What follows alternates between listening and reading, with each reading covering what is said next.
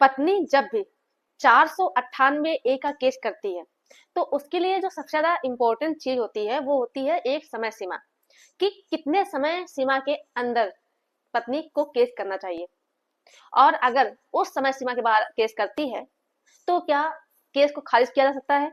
और दूसरी जो चीज रहती है वो ये रहती है कि पत्नी जो आरोप लगा रही है वो आरोप क्या क्या लगा रही है। जो आरोप लगा रही है ये जनरल एलिगेशन है, इन चीजों को भी ध्यान में रखना रहता है। यानी कि अगर पत्नी जनरल एलिगेशन लगा रही है तो ऐसे एलिगेशन को लेकर के भी एक मन में शक रहता है। तो आज हम ऐसे ही जजमेंट की बात करने वाले हैं जो कि लेटेस्ट जजमेंट है। इस जजमेंट में होता ये है कि जो पति होता है, पति के पक्ष में निर्णय आता है और जो पत्नी के द्वारा 498 ए का केस किया जाता है उसे कर दिया जाता है खारिज। जी हाँ, तो पूरा वीडियो आप सभी लोगों के लिए बहुत ही ज्यादा इंपॉर्टेंट होने वाली है। तो आप लोगों को करना क्या है कि वीडियो को पूरा अंत तक देखना है, बिल्कुल भी स्किप नहीं करना है, तभी आप लोगों को अच्छे से जानकारी समझ में आएगी। दूसरा काम आपको ये करना है कि अगर आप नए हैं, वीडियो को पहली बार देख रहे हैं, चैनल में पहली बार आए हैं, तो ये आपका ही चैनल है, आप इसे सब्सक्राइब जरूर कर दें, साथ में बेल आइकन जरूर दबा दें, जिससे कि हम जो भी नई अपडेट डालें उसका नोटिफिकेशन आपके पास आता रहे और आप जानकारी प्राप्त करते रहे। नमस्कार दोस्तों, मैं एडवोकेट दिव्या आपका आपके इस यूट्यूब चैनल में स्वागत है। जब हस्बैंड और वाइफ में लड़ाई झगड़ा होता है, वाद विवाद बढ़ता है, तो पत्नी क्या करती है कि वो अपने मायके में जाकर के बैठ जाती है। फिर इसके बाद वो अपने पति के ऊपर व पति के घर वालों के ऊपर 498 डीवी आदि का केस कर देती है। फिर जब केस होता है, पति पत्नी को बुलाया जाता है। फिर अगर मान लीजिए कंप्रोमाइज कर लेते हैं तो क्या दोबारा पत्नी फिर से 498 ए का केस सेम जो पहले एलिगेशन लगाया था उस एलिगेशन के आधार पर कर सकती है। तो आज हम इसके विषय में जानकारी आपको इस वीडियो के माध्यम से देने वाले हैं। तो अगर आपने अभी भी चैनल को सब्सक्राइब नहीं किया है तो प्लीज चैनल को सब्सक्राइब जरूर कर दें और अपने दोस्तों को, रिश्तेदारों को इस वीडियो को जरूर शेयर कर दें। तो इस जजमेंट में होता ये है कि इसमें कपल्स की शादी होती है 2012 में। उसके बाद उन दोनों के 2 बच्चे भी होते हैं। तो पत्नी एलिगेशन लगाती है अपने पति के ऊपर, 498 का केस करती है। उसमें ये बात कहती है कि कुछ समय बाद तक, शादी के कुछ समय बाद तक हम लोग का रिश्ता नॉर्मल अच्छा चलता रहा। फिर इसके बाद हम दोनों के बीच में आपसी विवाद बढ़ने लगा। मेरे पति को एक ट्रक लेना था जिसके लिए मेरे पति ने 2 लाख की डिमांड हमसे की थी। जब पति ने डिमांड की और हम नहीं दे पाए, मेरे घर वाले नहीं दे पाए, तो पति के साथ साथ जो पति की माताजी हैं, पिताजी हैं, उन लोगों ने भी हमको तंग करना शुरू कर दिया।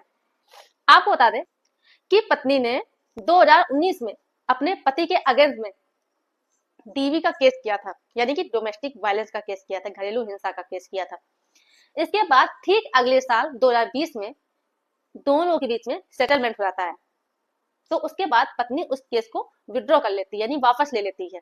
फिर इसके बाद सन 2021 में पत्नी ने दोबारा से केस किया 498 ए का, और सेम एलिगेशन के साथ जो एलिगेशन उसने लगाए थे डीवी केस में, वही एलिगेशन उसने इस 498 ए के केस में भी लगाया, जिसमें पति के माता पिता के साथ साथ जो पति का भाई है उसका भी नाम लिखवाया गया था।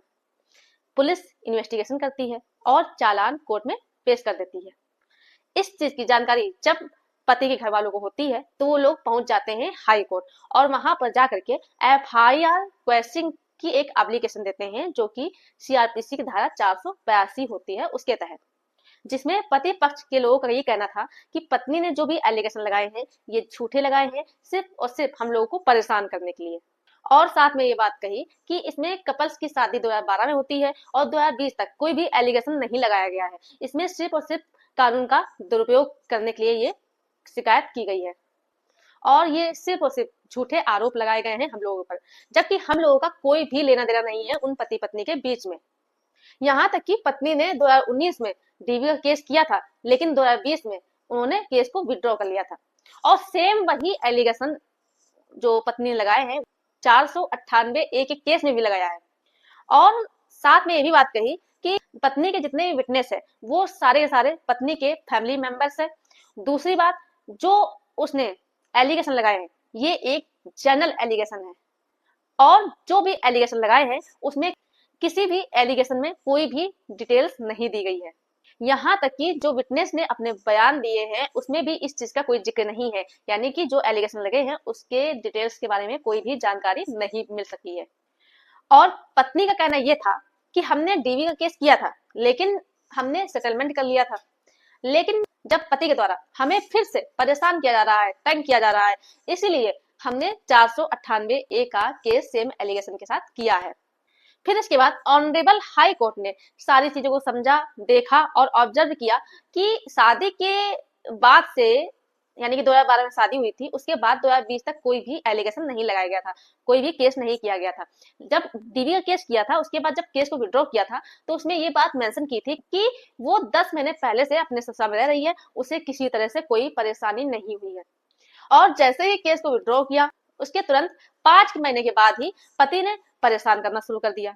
फिर इसके बाद ऑनरेबल हाई कोर्ट ने देखा और कहा कि जो भी एलिगेशन लगाए हैं ये जनरल एलिगेशन है। दूसरी बात जो देखी वो देखी कि जो डीवी में एलिगेशन लगाया था और जो 498 ए के केस में एलिगेशन लगाए गए हैं ये दोनों बिल्कुल सेम एलिगेशन है, इसमें कोई भी परिवर्तन नहीं है।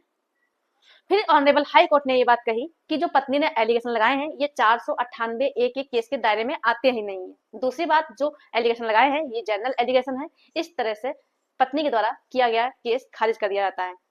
तो ये जानकारी आप लोगों के लिए जरूर लाभदायक रही होगी। मेरे द्वारा दी गई जानकारी अगर आपको पसंद आई हो तो वीडियो को लाइक जरूर कर दें, ज्यादा से ज्यादा लोगों को शेयर कीजिए और अभी अगर आपने चैनल को सब्सक्राइब नहीं किया है तो ये आपका ही चैनल है, आप इसे सब्सक्राइब जरूर कर दें। धन्यवाद।